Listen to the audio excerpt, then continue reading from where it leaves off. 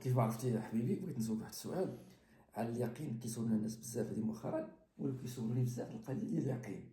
كيفاش الانسان يرفع اليقين ديالو بالله سبحانه وتعالى؟ هاد المسألة ديال اليقين، قضية اليقين هي قضية مرتبطة بالإيمان. هي عندها علاقة بالإيمان. وكتعرف بأن الإيمان ما كيبقاش في واحد المستوى واحد. الإيمان كيزيد كينقص كيرتفع إذن إلا بغى الإنسان يرفع من الوتيرة ديال اليقين ديالو، خصو يكثر العمل الصالح، الحسنات. يعني يحاول يغتنم وقته باش يمشي في الطريق المستقيم، باش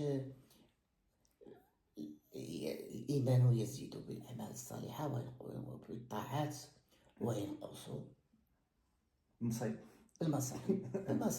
كيف نقولوا بالدارجه ديالنا بالمصائب. تماما. كلا يقول الله سبحانه وتعالى كلا بران على قلوبهم ما كانوا يكسبون. الران هذه أثر الذنوب على القلب صعيب. كتنعكس على السلوك، كتنعكس على الداخل بصفة عامة، كتنعكس على الخارج. قضية اليقين دائما الإنسان يخدم يستعين يتحرك بزاف. تماما.